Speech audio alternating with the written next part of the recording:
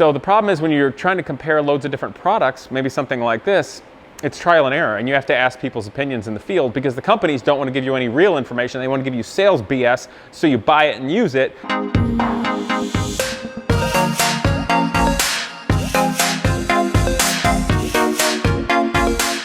What's up, people? Let's put on the cam housing of the 944, and since we're working on a Porsche today, I just cut through all the BS and I'm wearing the proper shirt. It's the sentiment with all the money and branding. So let's go.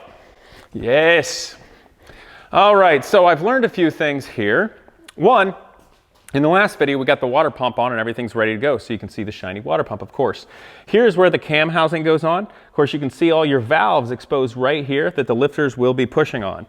Now, this mating surface right here is where the thin gasket and the cam housing come in, so come in close. And what I've learned is some monkey worked on this car before me. And if you can look real close, you can see some like almost hack marks. They're going like this, they're sort of vertical, almost like they used a blade and like chopped downward to get an old gasket off perhaps. And it's really disappointing because of all these grooves that I can feel, forget fingernail, like I can just feel them like this. That's going to make it harder for me to seal it, which is frustrating and disappointing. So I've got it clean and as nice as possible using a razor blade carefully. Some of you mentioned that a composite razor blade is also a good way to go. So what I would say is use the most delicate technique you can when removing a gasket, and be mindful, because with a normal razor blade you can cut stuff up. But have a look at this surface here. No monkeys have messed this up yet. There's like a little cut right there, some things, but it's got to be really nice and you got to have everything off, because if you see this groove here, this long one, which is also on the bottom, there's oil pressure in this. And these little holes, which you can see, they go to oil each one of the lifters, as well as each one of the cam journals, I believe. Yes, right here and here and here and there. So all the oiling of the cam happens there, and that's where it can leak. It only has to break through an area this big on the gasket to leak. And there's a lot of pressure. Here's the old gasket. You can see, obviously, that's tired looking. Now, it did a pretty good job of sealing, and it's old. It's been there a long time. So I want to show you where the leaking was coming from. Now, the gentleman who had this before me thought something else was leaking on the bottom of the motor, because the leak that occurred just right up here in this area found itself down, went all the way down, and just with the hot engine ended up all the way down there and then collecting all the grossness of the road. Here's where it's dirty. When it does finally leak onto the header, it'll smoke, and that's when you really notice it. So I really hope I can do a good enough job to seal it. Going to do the best reasonable job I can. Now, I'm going to experiment with something a little bit. I'm concerned that the normal gasket, even if I put it on just perfectly, could leak.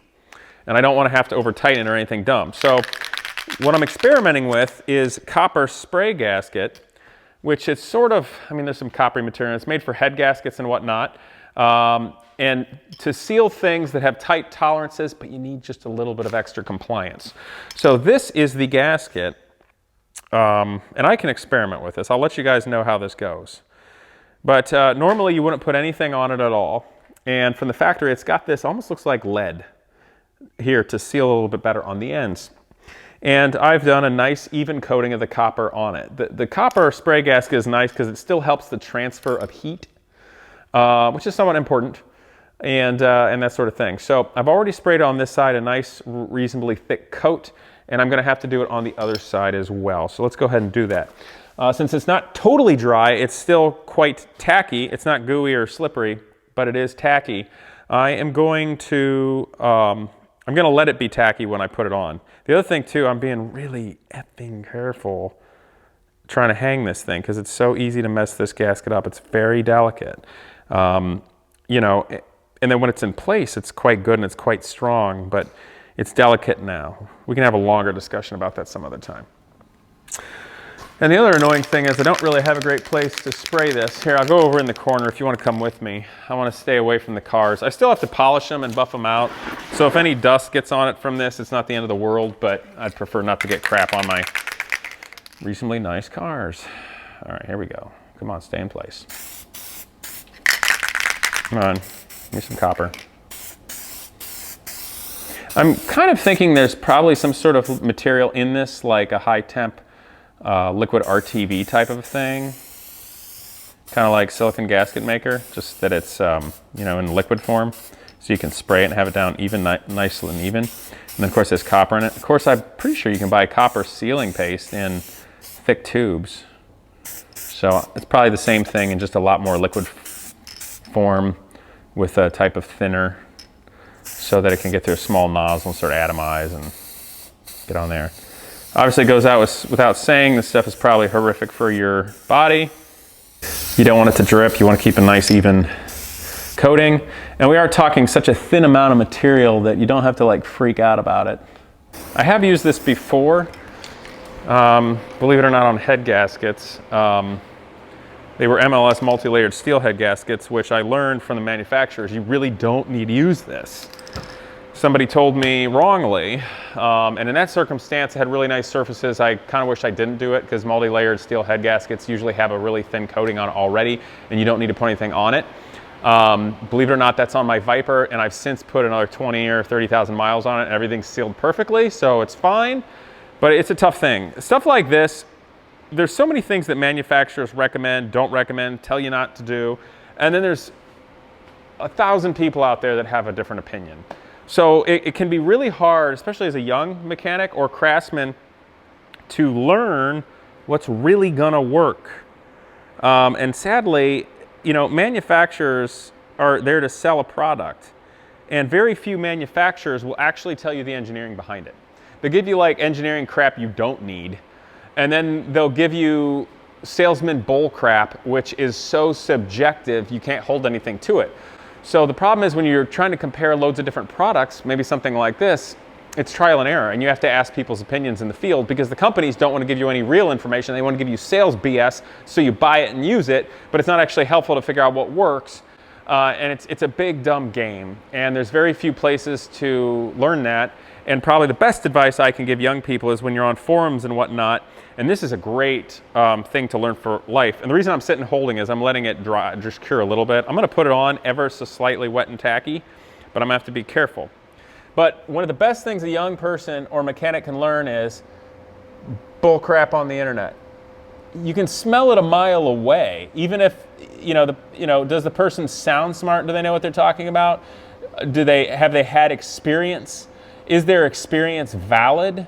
Have they done it multiple times? What were the circumstances of what they did? And there's just so much that goes into play that you can decipher quickly, okay, this guy's full of crap. This person's never done it, is regurgitating information that someone else gave him. This guy's done it, but I don't really trust him because he sounds like he's got low standards. So you really get good at assessing people, how they type about information like this. And you guys are all welcome to assess me and tell me I'm full of crap. And you know what? I'll be honest, something I do right now, it's possible, might not work, and will be a bad idea. But you know what? I'll tell you guys it was a bad idea if I find out, and we're gonna fix it together. But for right now, I'm doing the best I can, and I'm sharing with you that experience in a way that's very real. This is how I would normally do it. I'm not trying to impress you. I'm just trying to get the job done so I can drive and enjoy this car and not have to fix it again. Because frankly, I don't want to fix this again, ever. I don't. Someday maybe I will, but that would be years from now. You know, maybe I'll be teaching a kid how to do it or something by then. I would rather spend this time with my wife, so I'm not going to do it bad on purpose, you know? And you got to know when to put in the time. So what I've done is I got this on here reasonably carefully, and I didn't want to have to move it around. I want to have it in place so all the bolts and stuff going well. The other thing that's nice about this spray stuff, since I put it on sticky, it sticks.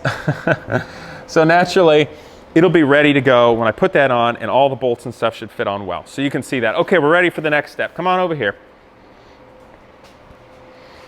Okay, so, pardon me, I'm biting my nail. It's got a tang of motor oil. So anyway, when you get the kit to seal this up, you get a lot of other gaskets.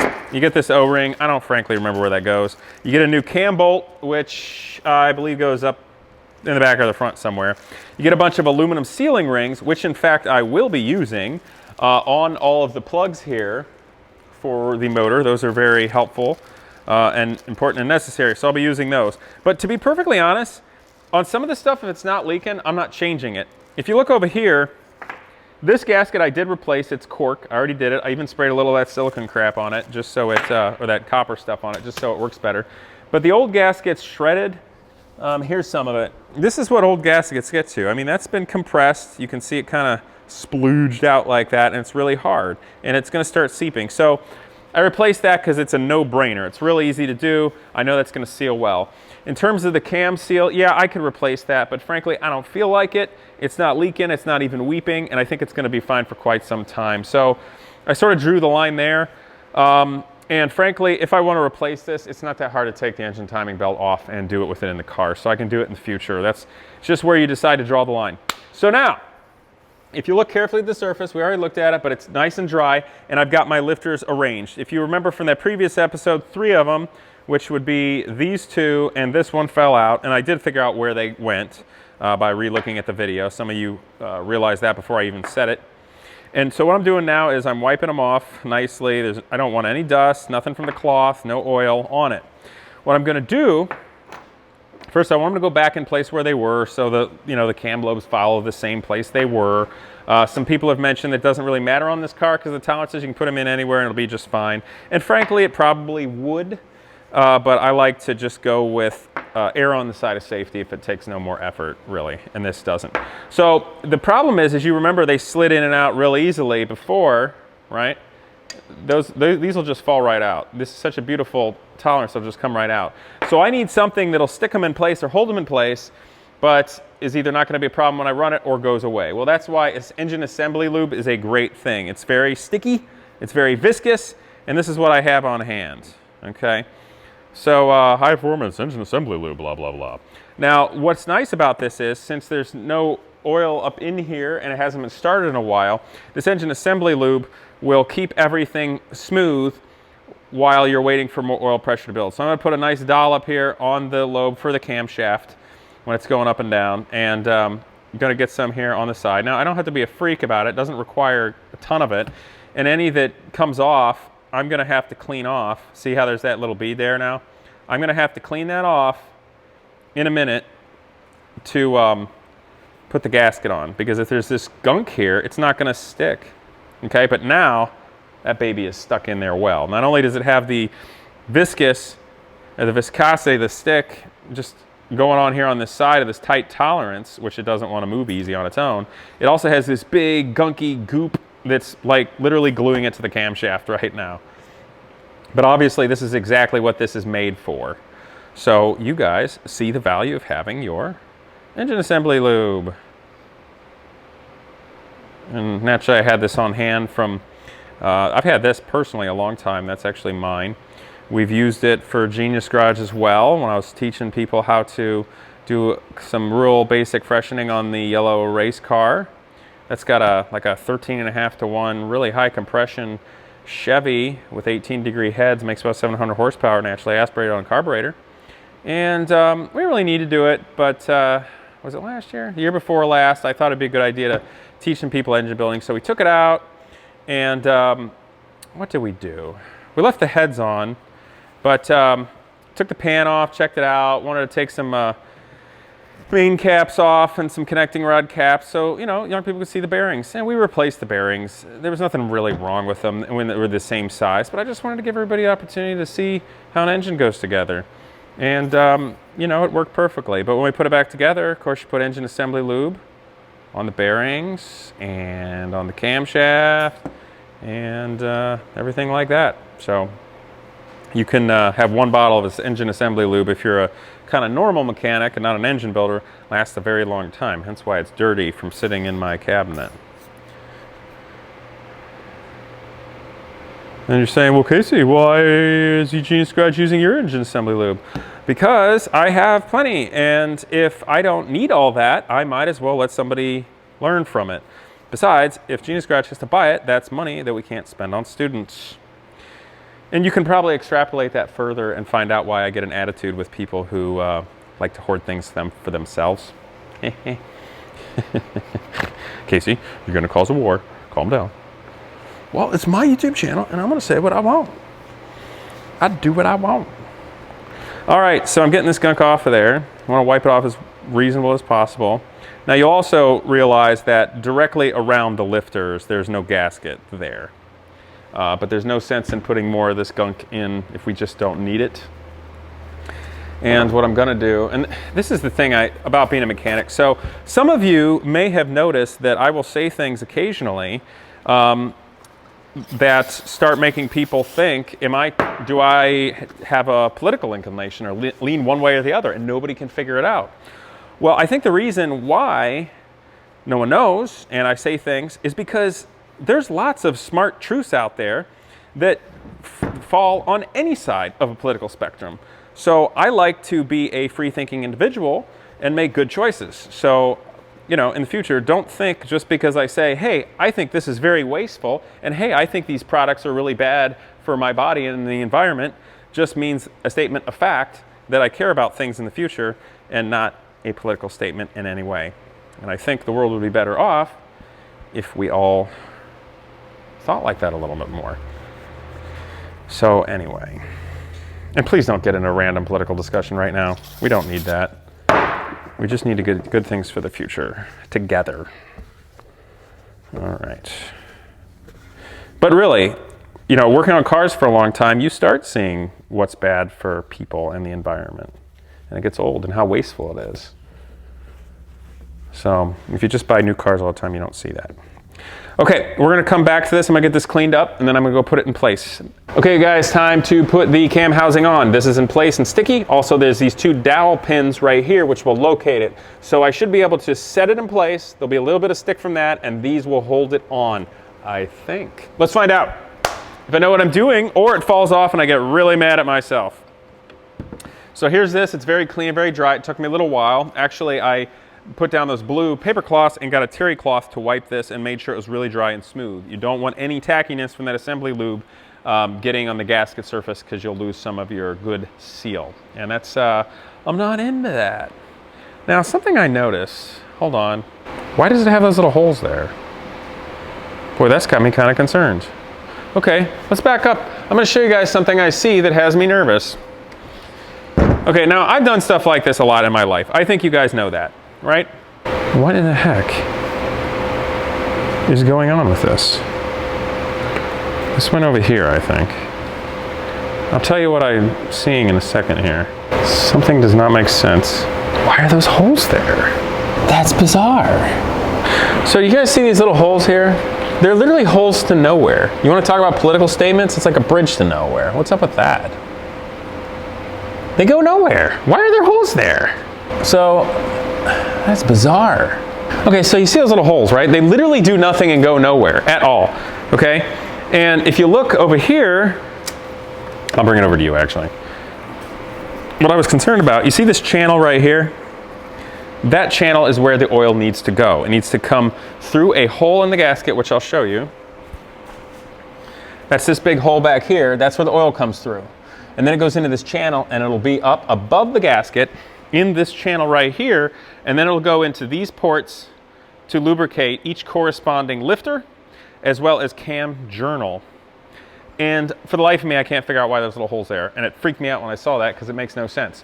So I wanted to go double check it with that because naturally I don't want to go put this on like an idiot and not have any oiling to my head. And I'll give you an example. I once had a beautiful Cobra replica. I mean, it was dead nuts, built with old Lucas and old AC parts and everything about it. And I got it with a blown motor, and I couldn't afford a 427 sidle or something, so I had a 428. Had it built an engine builder, and they put it together and they did a smashing job, except for one thing.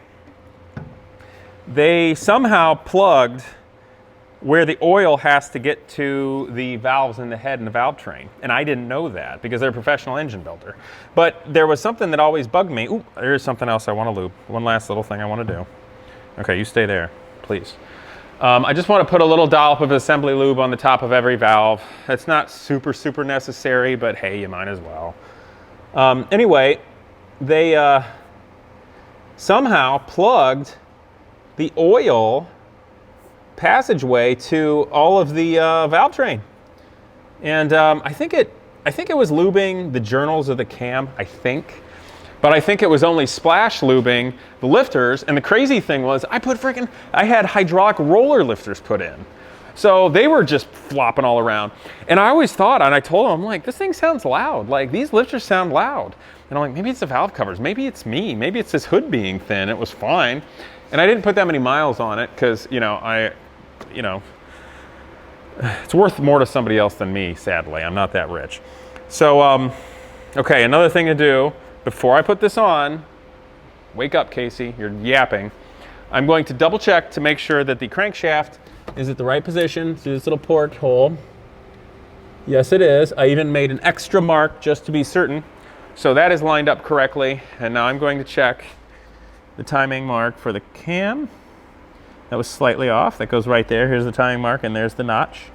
So it would have been fine, but wake up, Casey. Okay, so anyway, one last check to make sure there's no little bits on it. So anyway, long story short, they screwed it up the engine and it wasn't oiling. And then I found out years later from the person who bought it from me, who called me up and said, hey, it wasn't working right, and I gave it to the engine builder, and they took it apart, and then... All right, so it's sitting on that. And...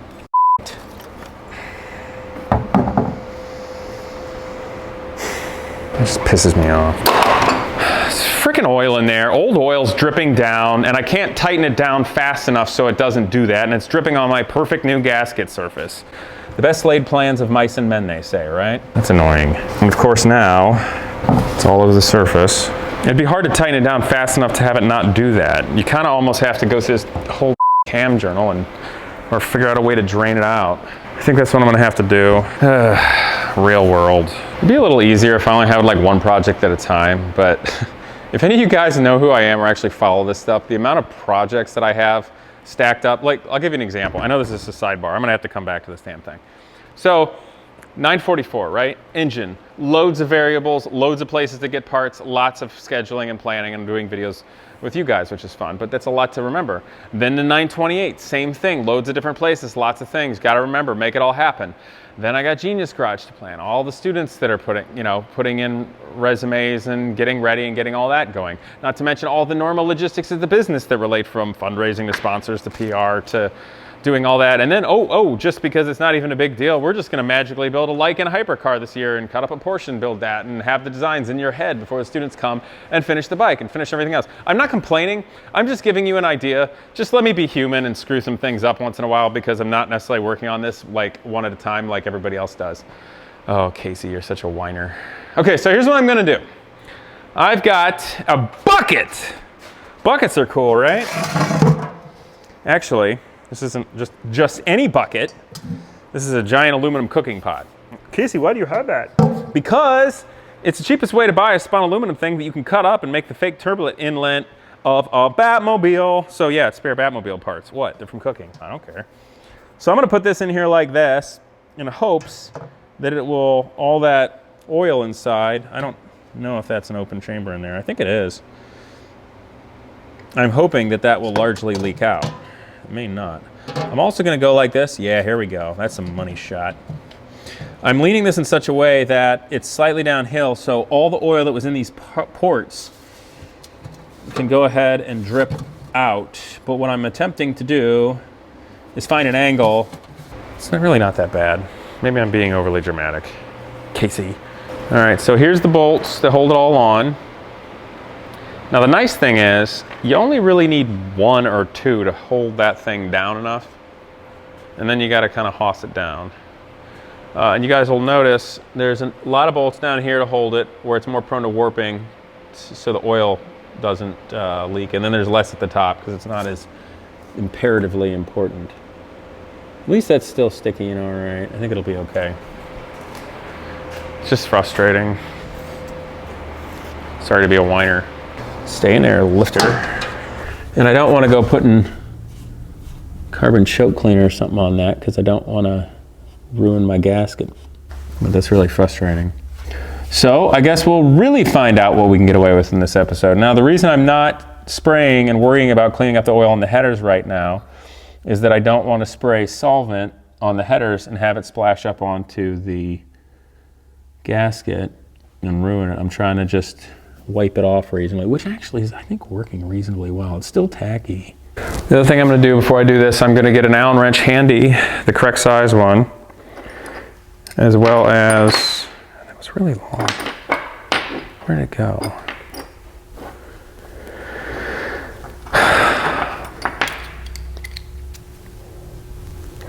get an Allen wrench handy so I can really quick tighten these down.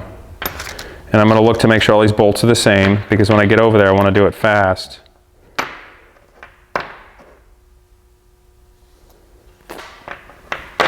Okay. All right, this will work just fine. I got 3. I think with 3 I should be able to torque that down. The valve springs are not insanely heavy duty. It's just frustrating, isn't it? You think you do a great job and get everything clean and ready, and then you overlook something or don't realize something, and then there goes all your plans.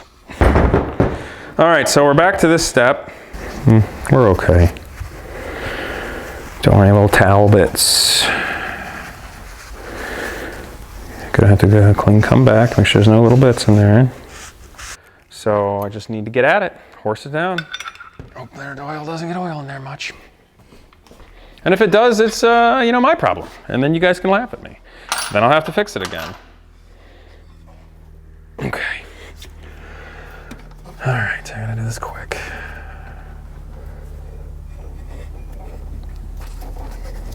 And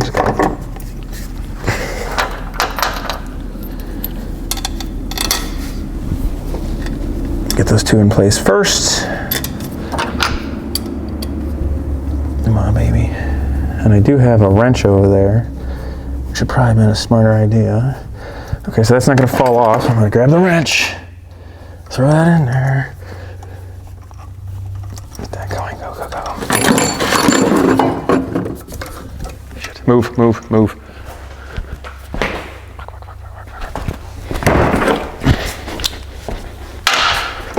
Should have had a stubby wrench, but I don't have a stubby wrench on me.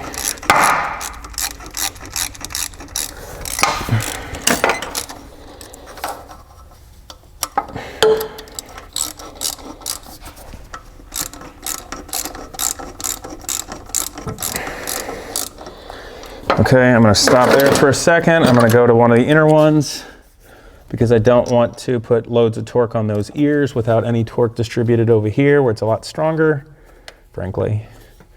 Come on, baby thread. Yes, and you're like, Casey, why are you not using the socket on that? Because the socket doesn't fit in there. And this is what I need to use to do it quick. And that's why it pays to have strong fingers.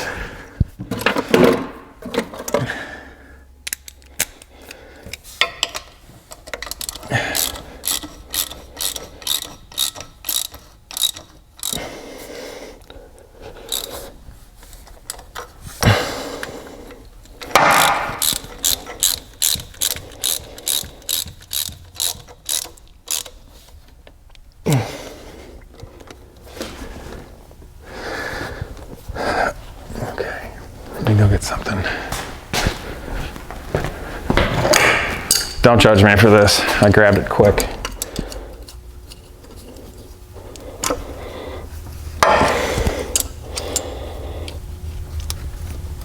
I just want this to get down and seat. I'm not using this to torque anything. If I can get it to seat, I can get the gasket surfaces to start to mate properly and not be a disaster. That is the goal anyway, guys.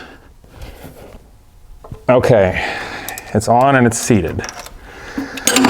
I'm not proud of the way that went, but I think it'll work. So I can breathe for half a second. You're all right, calm down. See, I'm making the camera guy edgy. You all right, buddy? All right. Yeah, imagine what my wife goes through. God.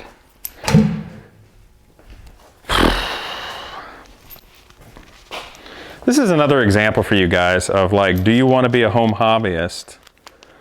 And that way your work goes into increasing your knowledge, your car, and your asset value, or do you think you want to try to do this for a living? Think about that.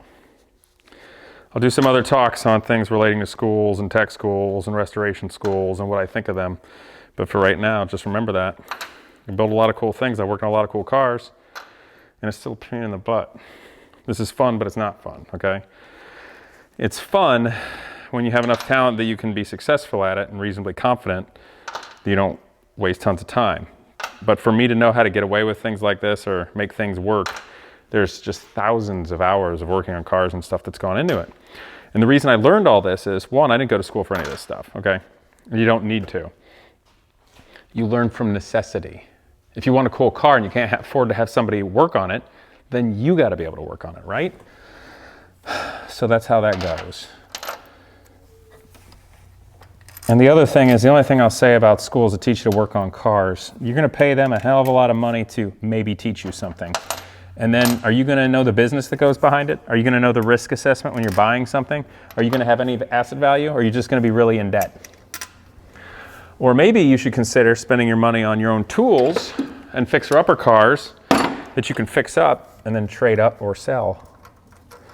Because the truth of the matter in the mechanic world is, if you're good, nobody cares if you're certified, because it doesn't matter. What matters in the mechanic world is if you're good and you get the job done reliably and efficiently on cars and theoretically make money. The mechanic world does not care if you have a piece of paper from someplace. They care if you know what you're doing and you're good, period. Unless, of course, you work at like a particular type of dealer or some particular mark of car. But that's rare and nuts. And then you're going to be in debt up to your eyeballs and stuck with it. Okay, so here's what I'm doing. I'm putting these bolts in, and I'm not going to tighten them down that much. I'm just going to snug them, because right now I only have one bolt at the top in, and it's just barely snug. So I don't want to torque these all wonkus. Also, this little tool here, this little ratchet that I have that's short, is a really great tool. It allows me to control how much torque I put in things. I've never broken something with it, but it's served me well for a very long time. And also the fact that it's got this end makes it so you have a good grip, and if you put it on the end, you're not gonna over torque things, and you can just hold it in your hand real well like this, kind of like if you're holding a bow, like a bowstring. So it works pretty nice. You got real good control over it.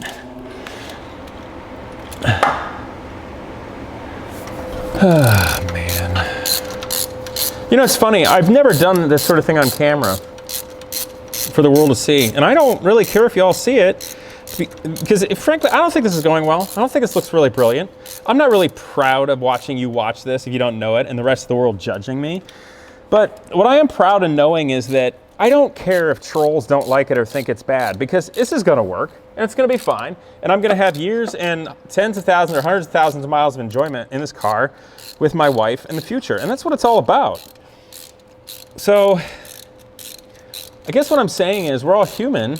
And this stuff doesn't happen in some perfect environment. And just because something doesn't go perfectly doesn't mean you're not doing quality work.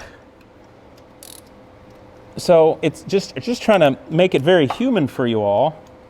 And the point of entry in saying don't be discouraged. Well, gosh, if Casey's having a hard time, how are you going to do it? No, it's quite the opposite, guys. Look, even I'm human. This is not that easy. It's not that perfect. This engine was made in some beautiful environment in Germany long ago. Well, that's not where we are right now.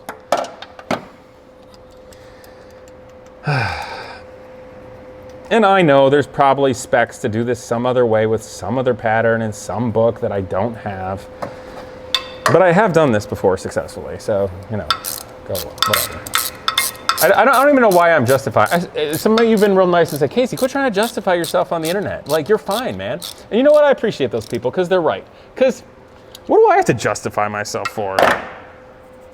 I've had plenty of cars and a lot of success with them, and a lot of fun.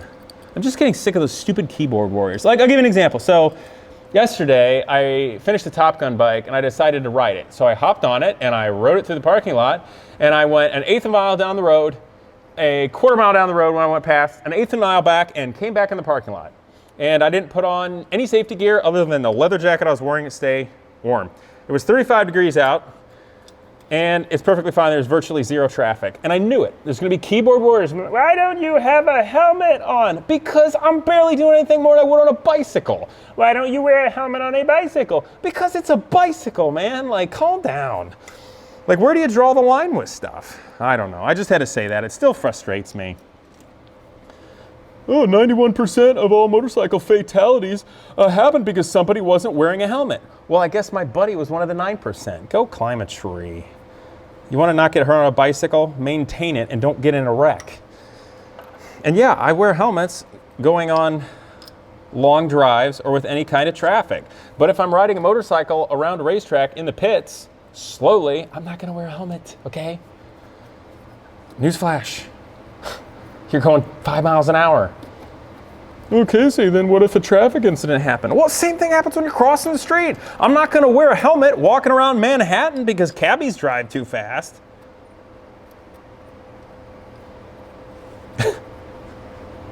Casey's on full old man rant mode because his cam housing didn't go on well. This is what happens.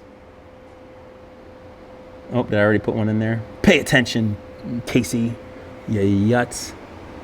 Okay, here we go. All right, shoes guys, time to put the ceiling rings on. These are the plugs. Got the thing torqued down reasonably well. Let's see, 1, 2, 3, 4, 5. I got 6, that's bad. 1 is missing, darn. Oh, there it is, we're good.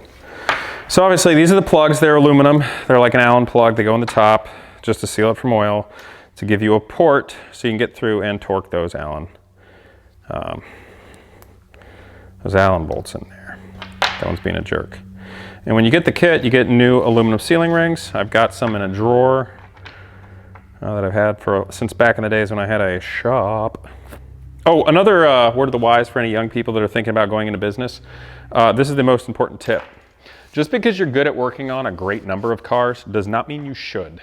If you actually want to make money and a living at a shop, you need to specialize. So if you specialize like in 1980s Porsches or something, that's easy. You know where you're going to get your parts from, you know what all the things are to experience, how long it's going to take, where to go, all the things that work well for business for you to make money. If you start not specializing and working in everything from an 80s Porsche to a pre-war whatever to a race car, you're screwed. You're going to spend an exorbitant amount of time chasing parts and doing everything else and all the things that take away from your ability to make money. You have to specialize or you're screwed. And if you specialize, then you're not going to be taking pop shots from jack wagons all out there that say you suck at this, that, or the other thing, even if you're doing a great job. Just a hint, okay? A lot of the guys that have been successful being a mechanic or a dealership have sold and worked on the same thing since when they started. So anyway, and if I specialized in it or I did more 944s, I probably would have realized, hey, it's a lot easier if you rebuild the whole cam housing so it's dead dry, with the exception of the assembly lube when you put it back together. So when you tip it, it's not going to leak oil on your nice gasket surface and then potentially cause a leak in the future. I think we're going to be okay. A little bit of oil did get on that surface. It seemed to wipe off pretty well from the gasketing material. Also, it seems like that stuff kind of weirdly like mixes chemically, okay, with whatever thinner was in there. So I think it's going to seal. I think it's going to be okay. I've got enough torque on that to hoss it down. But we'll see what happens when we put some heat cycles in it. That'll be the true test. Okay, so all these are ready to go. I don't want to drop them and lose my ceiling rings or dent them. And I'm carrying them carefully, making sure they're clean. Now, I already torqued all this down, so it's ready to go. I'm just going to get them all in place first.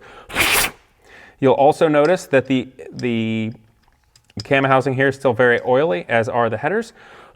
I chose to not hose them down because I didn't want any thinner going into these ports for the inside of the engine. I can always clean up the outside, but I can't get into the inside. So why have extra stuff that'll break down your oil's viscosity and whatnot? Probably wouldn't matter, it probably would evaporate, and I'm probably being overkill. Which is funny because I just screwed this up by not being overkill. And that's kind of that. Okay, let's see, what size is that today? Is this the right size? It is, hooray. Well, I feel good about this. I think it's gonna seal, and I would feel really great about it with the copper spray gasket and how it went on, because I have done this before with great success. But the fact that it dripped that oil on it really frustrated me, and I second guessed myself. So at this point, fortunately or unfortunately, there's not a darn thing I can do. If I felt like it's absolutely not going to work, I'd take it all apart and do it again. But I think it's going to be okay. I think it's going to be just fine, but there's a part of me thinking that it's going to leak somewhere. It probably wouldn't leak right away. It'd probably be something that does in like 1,000 miles. Which would be really annoying. But on the positive side, the truth about this cam housing, you and a buddy can easily do it in half a day. You don't need to have the car all apart to do it. You really just have to take the engine timing belt loose, and when it's all assembled, it's pretty darn easy, frankly, to get the motor in the right timing position, disconnect the battery, take the belts off, unbolt the cam housing, clean it all up, bam, there you go. So worst comes to worst, I have to do it again, at which point I will be able to report on how I screwed up and how you should do it differently in the future to have better luck than my mistake. So either way, it's gonna be great for YouTube. We're all gonna learn together, and it's gonna be more enjoyable times of motoring for the future. Because even if you make a little mistake and screw it up the first time, you will certainly make it better the second time. You're always learning, you're always knowing the right amount of patience, learning that and getting somewhere. And eventually, you'll be a pretty great mechanic. But even then, you're gonna make mistakes. And there's a reason why when you go in a mechanic shop, they have that old joke sign that's like, $45 an hour, $55 if you give advice, $65 if you want me to use your parts, and $110 if you watch. Because there's really nothing worse for a mechanic than having people watch. That's when mistakes happen, you second guess yourself, you start thinking about them, and should I do this or that, instead of just getting the job done, because normal people don't know what it takes to work on cars. They don't realize sometimes it can be brutal and ugly and there can be mistakes. And I remember once a time working on a Ferrari 355 with the customers watching, and I just distracted the head mechanic guy, and we cracked something on the bottom of the car that we then had to fix. And even though we did an amazing job and everything was great, I kind of got the vibe that the customer was like, these people are idiots, I'm never coming back. Even though the customer was a moron and had no idea how great a job we actually did. But it's all a matter of the show, right? So today, this was absolute real world behind the scenes with Casey Putsch working on a 944. Whew. Okay, I need to go home after this. All right, guys, cam housing's on and the water pump's on. So in the next episode, we will put on timing belts, we'll put on these pulleys, and we'll start buttoning this thing back up. Who knows, maybe it'll even start and drive for the first time. We'll have some fun. But I hope you'll share this, and of course, like, comment, and subscribe. See you guys next time.